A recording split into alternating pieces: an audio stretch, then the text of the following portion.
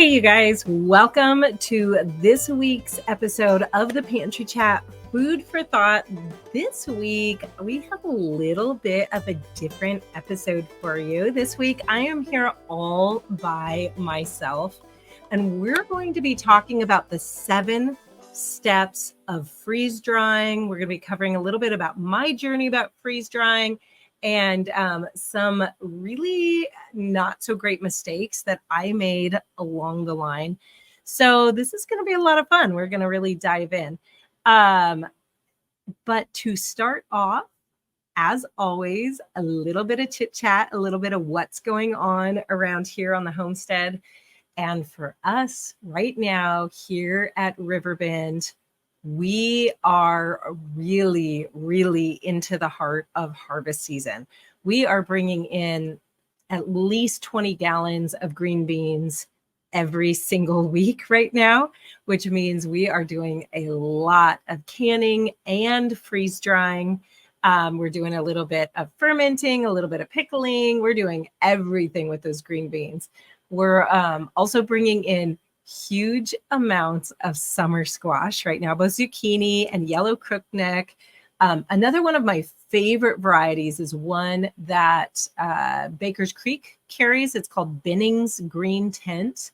And right now, that plant is really, really starting to put on a lot of really nice sized vegetables. So those are my favorite because they have just the best flavor, I think, of pretty much any of the summer squashes out there. I really like them. They're a little inconvenient in the kitchen because they're that scallop shape, which means that they're not as easy to cut as something that has a little bit more of that classic zucchini shape to it. But we are doing so many amazing things with those. In fact, I'm sitting right here next to about 20 quart jars of shredded summer squash that has been freeze dried. And this is amazing. It is, it's such a great way to add soup to soups during the winter, or to extend your meat if you're cooking meat for something like taco filling or something like that. It's also great though for baking with. So if you want like zucchini bread or anything like that, this is a great way to go because it's all been freeze dried. So it's super easy just to add to anything. I don't even bother rehydrating it. So we're just doing a lot of that across the board. Some of the cabbages are ready and I'm watching them really closely because I don't want them to burst out in the field. I think this year, the way the growing went, I got them in a little too early because usually I'm trying to harvest our cabbages after the first frost, our storage cabbages after the first frost, and get them down into our root cellar.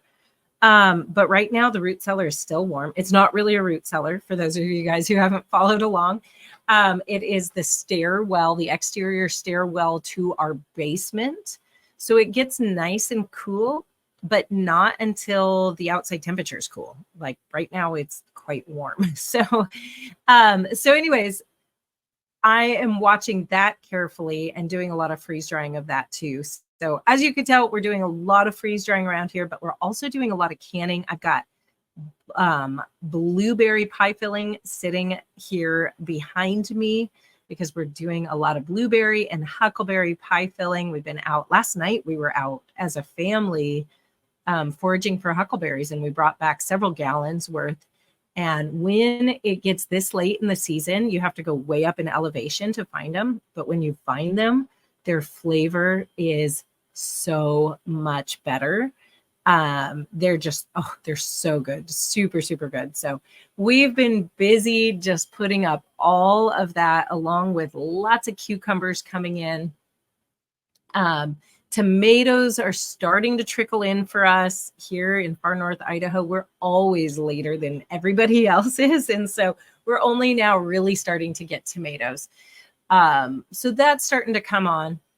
And it does look like the onions are probably only a week or two out before we harvest them and start curing them. So, you know, it's just really the heart of harvest season right here in Riverbend.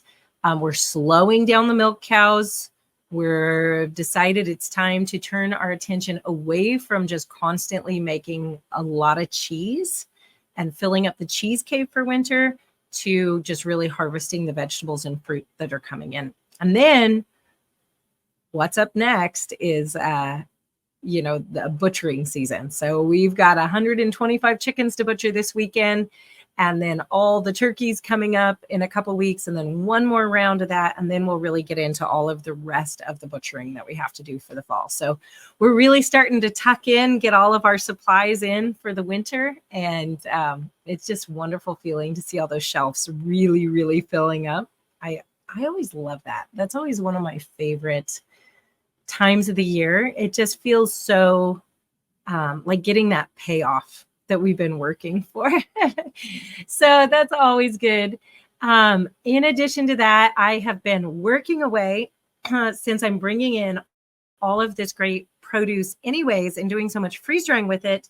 I've been working away at filming the brand new freeze drying your harvest abundant pantry freeze drying masterclass that is just about to come out. So I've been working really hard on that. It's almost complete. Right now I'm working on freeze drying living foods in video. So that's things like sourdough starters and making your own probiotic powders and things like yogurt so that you can freeze dry some yogurt so you have it on hand as your very own starter culture for future batches of yogurt. It's just amazing. Not only can you eat it and you can rehydrate it, but it just makes this great starter culture. So you have your very own, very active, bacterially active, either sourdough starter, yogurt starter, or probiotic. You could do this for all sorts of different living foods. But it is amazing. I find that their bacterial action lasts for really, really strongly for up to a year after freeze drying. So you can rehydrate them, and for up to a year, they are going to rehydrate. You can freeze dry them, and then for up to a year after you freeze dry them, if you've stored them properly, they're going to rehydrate and be super active, which is amazing if you want to just, either sell some of them. Anybody want to sell some sourdough starters? Or you want to keep your backup, or you want to be able to give them away as gifts to friends. Having them in that shelf-stable form is great. I know I'm kind of notorious for killing off things like sourdough starters. So whenever I have started a new sourdough starter, the first thing that I learned to do is get myself a backup. Get it freeze dried, get it on my shelf so that I always have backup sourdough starter, so I don't have to, in a pinch, like run and get some more, or buy some, or have it shipped in. Same thing with yogurt starters. I love this because it just means that you don't have to, run to the store to get fresh yogurt if you want to make your own batch of homemade yogurt and you don't have a previous batch on hand. So this is a really great way to go. So in this class, we're also covering all sorts of other things like meals, vegetables, desserts. We're even getting into candy. Yes, I know. I don't really freeze dry candy in my home. I bet a bunch of you guys don't, but it is really fun for gifts. It's a really fun thing. Kids absolutely love freeze dried candy. Okay.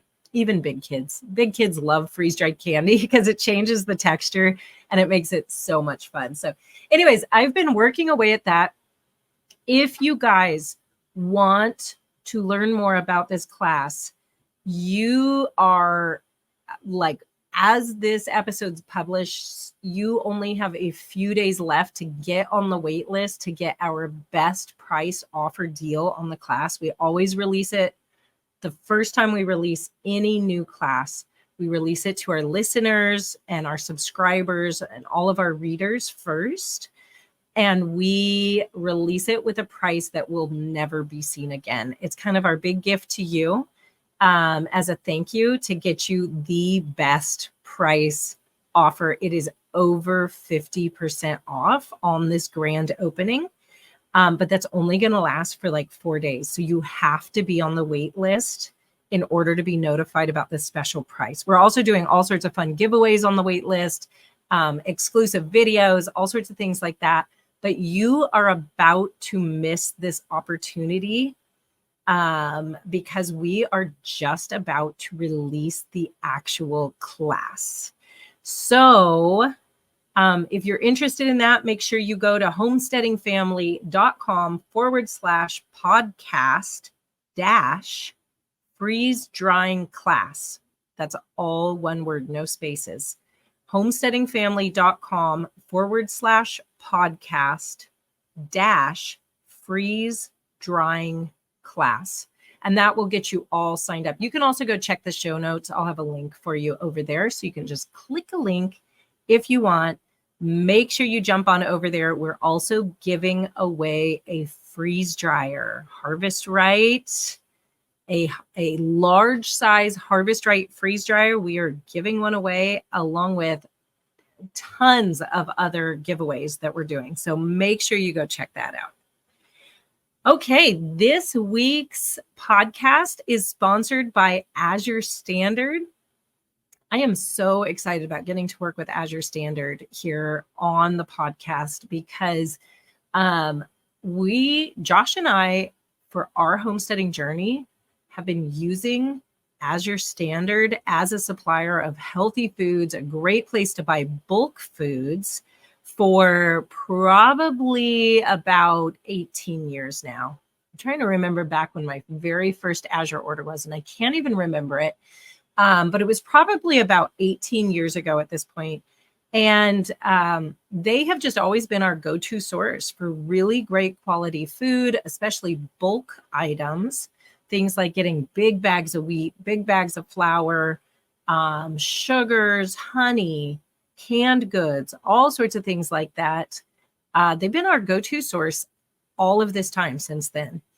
And I love it that you don't have to pay for shipping through them because throughout most of the continental United States, they actually have drop points where you can become a co-op member and get everything delivered by truck right to your co-op drop, which is super exciting. To find out more about how this works and how it might work for you, make sure you click on the link below or go to Azure Standard.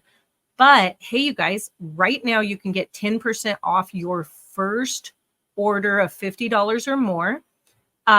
This is only one-time use per customer for this coupon code, and it expires on September 30th of 24. So make sure you use this and get that first order in. Use the coupon code Homesteading Family 10. Homesteading Family, and then the number 10.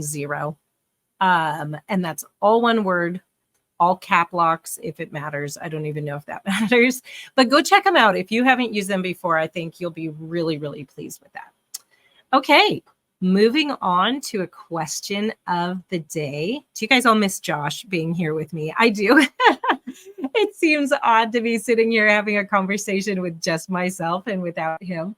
But I'm glad you guys are here joining me, keeping me company. So let's see, we've got a couple questions of the day, and today I'm answering a handful of questions about freeze drying. We've been getting a lot of them lately. Let's see, the first one comes from the Cripe Crew on the video, What You Always Wished You Knew About Harvest Right Freeze Dryers. Somebody asks, how loud is it, the freeze dryer, when it's running? Is it more or less like a dishwasher? You know, that really depends on the pump that you are using, that you select. To have the quietest selection for a pump, go with the premium pump. The oilless pump is very loud. The standard pump is pretty loud too. So right now I have a microphone running and it's facing me directly, but I am literally sitting next to, like right next to, a freeze dryer that is running right now. So that's how quiet it is. It is, you know, I wouldn't say that it is quiet. I would say it is about like a not super quiet dishwasher. Yeah, that's probably about like a dishwasher running. Not talking about one of those super quiet, expensive ones. I've heard those, and those things are just about silent. This is more like your standard family, cheaper dishwasher, the ones that I have upstairs. I know that they're not very quiet, but they're also not super loud. So for me, that works really well. But I don't think I would want it in my kitchen space because of the sound, because it runs for so long. Right now, we are literally running our freeze dryer like 24/7. As soon as we can get one load out, we already have other trays waiting in the freezer to pop right into it. It saves us so much time by not having to can everything that we're really, really using it a lot right now. And during harvest season, it just runs all the time. Because of that, it's kind of constant. You know, a dishwasher, it's kind of like you run it and it runs for a couple hours and then it's done. Unlike that freeze dryer runs for between 24 and 48 hours per batch, usually about 30 hours. So it's kind of a constant noise. So because of that, I wouldn't want it right in the kitchen with me. Okay, next question. Any thoughts about freeze drying fermented food? Does it still preserve the beneficial bacteria? I would love to store a year's worth of fermented food without needing refrigeration. Yes, it absolutely does. I've actually tested this myself. For about up to a year, I feel like the bacteria is really strong and really stable. After that, I feel like it starts to decline. Not that it's not still there, but it's just not as active. So I have freeze dried sourdough starters, and at 10 months, 11 months, 12 months, they all rehydrate and kick right back into action with just a feeding or two and work out really, really well. Beyond that, usually you need to baby a little longer and take care of it a little bit more. So yes, it absolutely benefits us by keeping that bacteria alive. But the flip side of that is it means it's also not killing off bacteria if you have bad bacteria. So you just have to remember that if you're starting with something like raw chicken, the freeze drying process is not going to kill off any bad bacteria. You'll still need to rehydrate it and then cook that chicken. And the whole time that it has been hydrated, you have to treat it just like you would raw chicken, keep it refrigerated. If it is dehydrated after it's been freeze dried and it's sitting on your shelf, it is completely shelf stable, even in that raw shape. So it's really kind of neat because you can actually freeze dry raw meats and rehydrate them, and they are raw meat, and you can cook with them that way. So that's different than something like dehydrating, where when you dehydrate raw meat, you turn it into a jerky and it kind of cooks it in the process. If you're doing it properly, it should definitely cook it in the process and bring that meat up to that 180 degrees, 160 to 180 degrees to pasteurize it and kill off that bacteria. That's what makes it shelf stable in the dehydrating world. But in freeze drying, you can actually freeze dry that raw meat and then rehydrate it as raw meat. You can also freeze dry cooked meat and rehydrate it as cooked meat, which is kind of cool too, but you have a lot of options. Okay, one more question before we jump into the main topic today. And that is, how hot does a freeze dryer get? How does it affect the medicinal properties of your herbs when you freeze dry them? That is a great question. So the really neat thing about freeze drying is that you actually have control of how hot your freeze dryer gets. You have a custom setting right on your machine, and you can go in and adjust how hot it gets.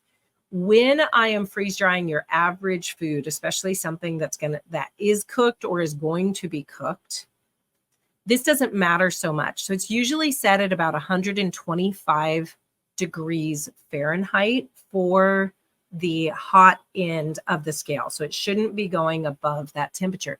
When I'm doing something like the fermented foods or the living foods, or I'm doing something that has heat sensitive medicinal properties, so like a lot of those water soluble compounds in medicinal herbs would fall under this. I don't want those compounds being extracted out into the air during the sublimation process of freeze drying. So that means I want to turn down that temperature on the machine, which I have full control over. So I always turn it down to 95 degrees Fahrenheit if I'm working with fermented foods, living foods, or anything that is temperature sensitive. I like to keep it nice and low to really retain all those medicinal properties. Okay, great questions. And off to the main topic of today. We're going to be covering the 7 steps of freeze drying. But first, I realized that I have not over here on the pantry chat really talked about my freeze drying story and how I got started freeze drying. As you guys probably know, I have been learning about, studying, and teaching traditional methods of food preservation for many, many years. I've been practicing it myself for a couple decades and been teaching it for the last 7 or 8 years, and had the privilege of teaching many, many, many people, probably at this point, millions of people, about different preservation techniques. So when I first started hearing about freeze drying, this was, I don't know, maybe about 8 years ago, that I started becoming aware that freeze drying was actually a thing in the home preservation world. It was really at its very beginnings as Harvest Right was putting out some early models of the machine. I remember my first thought on this was like, oh my goodness, this is so gimmicky. Who needs an expensive machine like this to preserve their food? Humans have been preserving their food since the very beginning of human time, without an expensive machine. And we've been preserving food through canning for the last 150 years or so, and haven't needed, anything expensive. Yeah, we've needed the canning jars and the lids and maybe a pressure canner. But, to me, this just felt like absolutely a gimmick. So from day one, I was kind of dead set against it. The one caveat to that being that whenever Josh would go out backpacking, he really did want that light food. Freeze-dried food is way lighter than even dehydrated food. And when you're out backpacking, every ounce counts. And so he would go buy this freeze-dried food, and it was so expensive. I remember thinking, oh my goodness, this is crazy expensive. But it was so much lighter when he was backpacking that it really made sense for him. So fast forward quite a few years, and Harvest Right actually called Josh and I and wanted us to take a freeze dryer in exchange for some honest review videos. And I double checked with them. I was like, okay, you realize this is going to be an honest review. I am not going to give you a favorable review just because you are giving me a freeze dryer. Because really what I thought in doing this, I honestly thought that this was kind of my moment to tell everybody that they didn't need a machine like this, that I was going to use it and I was going to be like, see, it's all a gimmick. It really doesn't do that much for you, that dehydrating doesn't do. That was really my impression. So I really figured I was going to be giving them a fairly bad review, or at least a you really don't need one of these type of review. So I agreed to it. And I remember it took us a while to get set up because there are some specifics to getting them set up. You have to make sure you have your electrical set up just right. Some machines need dedicated circuits, depending on the size of the machine. So there's a few things, and it took us a while to get the thing set up. Not, they were just sending us one. We weren't really looking for one, so we hadn't done a bunch of research. We weren't really prepared. Now I know, and every time I have gotten a subsequent machine, I've got my setup already before the machine even arrives, so we can start using it right away. But at that point, it took a while. So by the time we got it set up, it was January. Well, there's not a lot of things I'm trying to preserve in the middle of January in North Idaho. So it took me a while to kind of figure out what to even try preserving. And I found that I had some onions in storage that were starting to get a little sprouty. They were going to get a little soft. And I was like, I really need to move these on to their next life before I just lose them. So I thought, okay, what am I going to lose? I chopped up the onions real fast in my food processor, in my dicer, and I dumped them on the trays. The whole thing took me a few minutes, and I stuck them in the machine and I freeze dried them. I got them out and they were great. They had a great flavor, but I thought, I'm still not impressed. Let's see how these things use up in the kitchen. I did like how easy it was, even from the first moment. I thought, oh, that was really simple. And what I found was they were so easy to use in the kitchen that we were actually using up our onions and getting more onions into food, because everybody wanted to grab for the freeze-dried onions. They were already all chopped. They were so easy to toss into anything we were cooking. If I was starting a dinner with something sauteed, I would not rehydrate them or anything. I'd just throw them right in the pan, and they would kind of rehydrate from the liquid from the other foods. And they were so easy. But I kind of had this feeling like, okay, I lucked out. I tested the one thing out there that's really handy and easy to use in the kitchen. So I really was impressed, but still 100% skeptical about buying a machine. I know how expensive these things are. They're not cheap. And, convenient onions, let's just say that it's going to have to do a lot more for me to consider paying that kind of money than just have some convenient onions laying around. And so the next thing that happened was we really hit the egg flush in the spring. So it was like mid-February, and all of a sudden we were getting so many eggs. That year I had, gone all in on eggs, and we had bought 100 laying hens in the fall, which meant they were just coming into their first really prime lay right at the beginning of the spring egg rush. So that's how we usually time it, just to make sure we're really getting the best production out of our hens right at the beginning of that spring. And so I was literally bringing in 80 eggs a day into my kitchen. And I thought, okay, this is out of control. This is too many eggs.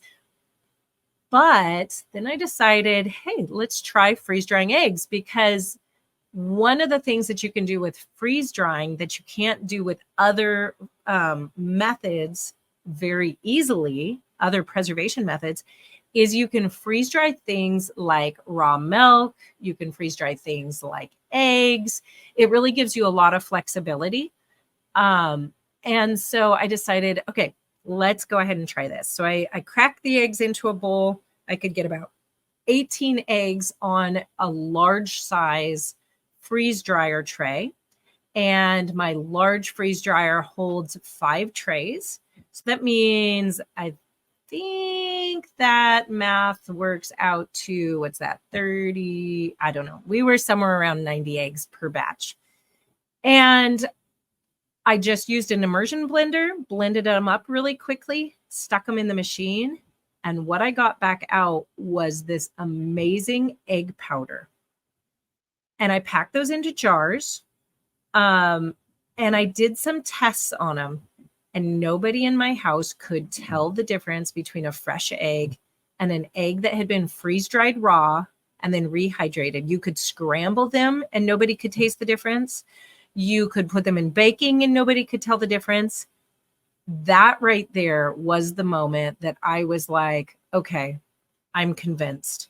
By the time we got around to the fruit starting to come on that year, and we started to get raspberries, and I did my first batches of freeze-dried raspberries and then tasted what those tasted like and realized that I could freeze dry so much fruit with 0 added sugar, and the kids went wild over it. Once I had to start making the decision between freeze dryer space and do I freeze dry more eggs or do I freeze dry raspberries, I was so completely sold on everything that I had done with freeze drying that I turned around and I bought another freeze dryer. They did not give me this one. I had to go purchase it. Since that time, I've purchased an additional freeze dryer, an extra large. So I have 2 larges and an extra large. And let me tell you, they are all running at this time of year 24/7. And I am so happy with them. They make preserving so easy. They literally save me weeks every single year on preserving, like whole weeks of active work time that I'm no longer doing on preserving. And they are preserving the nutritional qualities of the food even better. The flavor is amazing, but what I love is how versatile it is. The food is light. I could just kind of go on and on. We did the last episode of the Pantry Chat. We talked about top reasons to freeze dry. So I'm not going to cover it again here today. But what I do have to tell you is that of all of those literally hundreds of quart-sized jars of freeze-dried egg powder that we freeze-dried that very first winter that I had that freeze dryer, I ended up losing about at least a third of them because I was making some really basic freeze drying mistakes that I did not know that I was making at the time. So then when I went to go pull them off the shelf, they were no longer good and they smelled awful, and we knew definitely not to eat them. And that was really frustrating to go from the excitement of I have almost a year's worth of eggs stashed in my pantry right now, ready to grab whenever I want them, to realizing that a huge percentage of those had gone bad. And because that was my mistake, that was my lack of knowledge about freeze drying and how to properly freeze dry food and to store it correctly, that really caused that mistake. And so, for me, when I make those kinds of mistakes and that frustration that I feel at losing something that was so valuable, it really spurs me on to really learn about what I'm doing. And so that's what I did. I really dove in. I read everything there was to read. I really got into the studies that are behind it all because people, they've been commercially freeze drying for a really long time. So there's actually a lot of literature out there about it. It's just not really geared towards home preservers. That's kind of brand new. And the books that are out on the market right now really don't cover a lot of the basics. And so that's where I started doing all my own research, started testing things, experimenting with things, and really diving in. And then, before long, I had some publishers approaching me about writing a book. So I went ahead and went with Homestead Living Publishers. I'm really excited about that. And the Freeze Drying the Harvest book comes out in September. You guys, if you have not yet gotten your order of that, your copy of that ordered, you're going to want to order it while it's still on pre-order. I will get you a link here in the show notes. Because there's a lot of bonuses that come with it on pre-order. And then I went ahead and filmed this class that is about to be released because as much as I absolutely love freeze drying, I know how painful it is to, spend the money on a freeze dryer and then do the work of preserving your harvest only to have it ruin. And I don't want anybody else to go through that experience of picking up They're amazing food that it's so nutrient dense. It's so beautiful. It tastes so good. And realizing that it has gone bad. Oh, so frustrating. I don't want you guys to have to experience that. So let's talk about freeze drying and the 7 steps to freeze drying. Now, in my class that's coming up here, that's about to be released, the Abundant Pantry freeze drying class, I go through every single one of these steps in like incredible detail in video form. I show you every single step of doing this for all different types of food. I think that there are like over 20 complete recipe walkthroughs where I walk you through every single step of freeze drying all sorts of different foods, anything that needs some different settings on it or different techniques. We cover everything in there. Just like we talked about needing to change the temperature on those medicinal herbs or on that living food. All sorts of different types of food really need to be treated a certain way to end up with your best quality freeze-dried food. And so I cover all that in the class. So I go into the 7 steps there in really great detail. Here we're going to kind of just do an overview of them because there's no way I can get all that information into a podcast. So let's talk about the 7 steps of freeze-drying. Step number 1 is your prepare step. Preparing step is where you're really getting your food into the right shape for freeze drying. And that's really flexible. Let's say you're talking about vegetables. So I've got zucchini sitting right here next to me, or summer squash.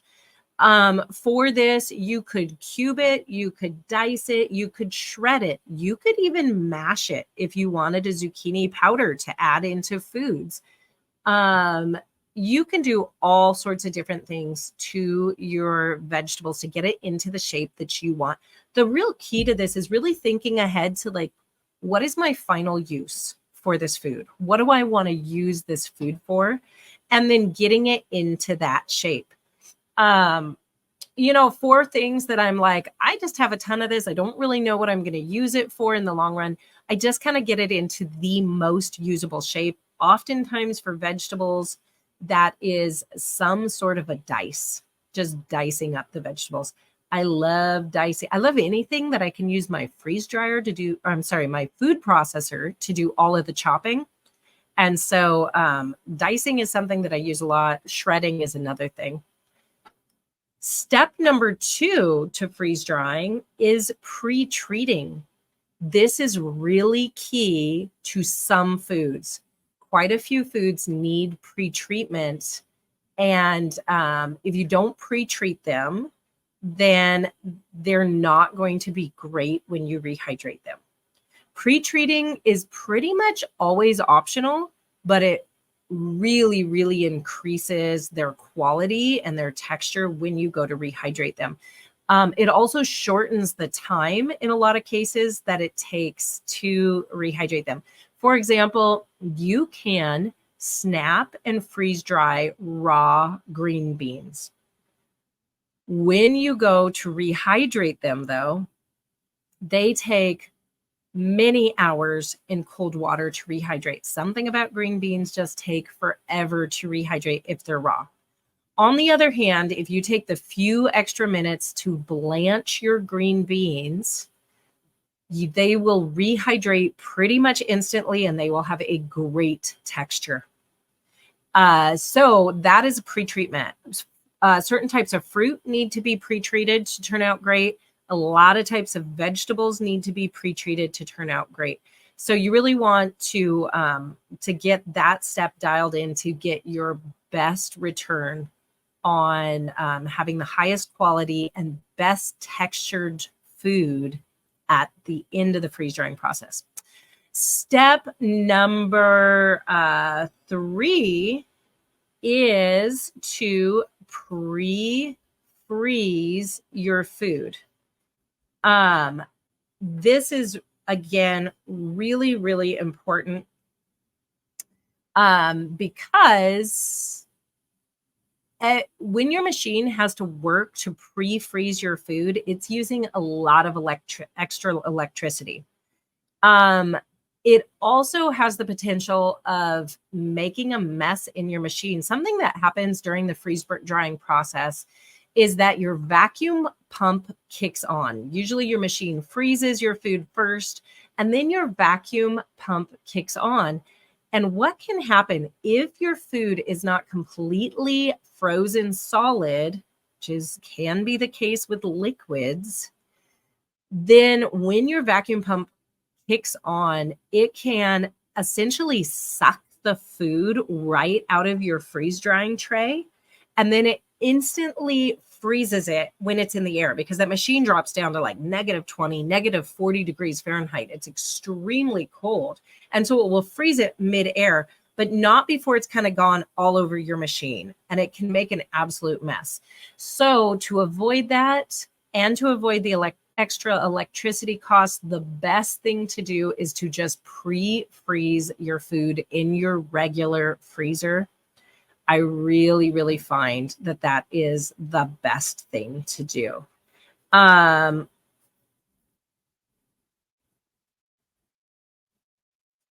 So that is your pre-freezing step. Step number 4 is to actually do the freeze drying. You guys, this is the easiest step of all of them because the machine does the actual work. So up until that point, you've chopped your vegetables. Maybe you've blanched them if they're a type of vegetable that needs to be blanched. Then you stick them on your trays. You stick them in the freeze dryer. Now you pretty much put them in the machine and hit start. You have a few things that you need to test on your machine. Just make sure that it's running properly. It'll take you just a few minutes. And you get them in the machine and you let the machine do all the work. And the sensors on the machine are going to tell you when it believes that your food is done. So at that point, you're moving on to step number 5, which is to test your food. This is where the skill of freeze drying really comes in. You really need to know your techniques. When you test your food, you have to be absolutely sure that your food is dry. You cannot put food with any moisture in it at all into your storage. If you do, you will have bad food when you go to take it out. So you need to double check everything. Luckily, the easiest way and the best way to do it is just to use your fingers. There are all sorts of methods out there. You can get expensive infrared cameras. You can pull out a scale. You can do all these different things, but none of them are quite as good as actually testing with your fingers. And the reason this works is that if there's any moisture left in your food, it will feel cold because it will hold on to that freezing temperature. So you will actually be able to feel it. Properly freeze-dried food should completely crumble in your fingers. Like you should be able to pick up the broccoli that you just freeze-dried and powder it in your fingers. That's how crispy it should be. For some foods, you do need to use a scale to check to see if they're totally dry. That usually has to do with foods that you can't get into the middle of and crumble with your fingers. Things like slices of lasagna, you don't really want to break that apart just to check it if you want a beautiful lasagna. Hamburger patties, you don't really want to break that apart just to see if it's done. So there's a method for using a scale instead, which allows you to see if your food's completely dry. The next step number 6, is to store your food. You guys, this is so important. And this is where I made a lot of mistakes. The last step, testing your food, and this step number 6, storing your food, are where I really messed up at the beginning because I really didn't understand what I was doing. You have to store your food in a completely airtight, hopefully vacuum sealed environment where they can stay completely dry. Freeze-dried food, because it is so completely dry, it's over 99% dry if it's properly freeze-dried, will suck moisture out of the air very, very quickly. And it will start to rehydrate it and it will start to spoil it. So you do need to keep it in a really, really dry state. The way you're going to store your food, whether you're talking about food being stored for long-term storage, like for 20-year type of storage, or you're talking about medium-term storage where you're really planning on using it within the next year or two. Or if you're talking about snacking storage, let's say you've got some freeze-dried fruit and you're like, hey, I'm going to set this out on my counter for snacking for my family. Each one of those different types of storage have different methods for how you want to store them for the best usability, the best storability, the best organization so that you can find your food, and for keeping it in the best shape. So what you do need to know, though, is that food cannot go in plastic bags. They are not airtight enough. So you either need to be storing in Mylar or something like a glass jar that can be vacuum sealed down. Okay, and then step number 7 is to rehydrate your food. Rehydrating your food, you know, a lot of freeze-dried foods are phenomenal when they're just dry. Things like fruit, you don't have to rehydrate it. You can eat it like that, or you can toss it into something like a pancake batter or muffin batter and let the batter rehydrate the food for you. Even vegetables and some meats and meals, as long as they're cooked beforehand on those meats or those meals, you can enjoy those totally dry. Something like a pizza, a slice of pizza that has been freeze-dried makes a nearly cracker-like consistency eating it dry. That is so delicious. It's absolutely amazing. So not everything has to be rehydrated, but a lot of times, especially if you have a big garden or you've been going to the farmer's market, you have access to all this great produce and you really want to be able to rehydrate it because you're really using freeze drying as just a preservation method. And so in that case, you're going to want to rehydrate your food. The way to do that, there's kind of a golden rule here, which is that raw foods need to be rehydrated in cold water. Cooked foods or foods that have been blanched need to be rehydrated with very hot water, like boiling water. When you're trying to decide how much water to use, you usually start with about 1/3 of the volume of the food. So let's say you have a cup of mashed potato powder and you want to rehydrate that. What you're generally going to start with is 1/3 of a cup of boiling water to rehydrate that food. You're going to put it in, you're going to stir it around a little bit, give it a few minutes, and then test it and see how it is. If it is all the way rehydrated, then you're good to go.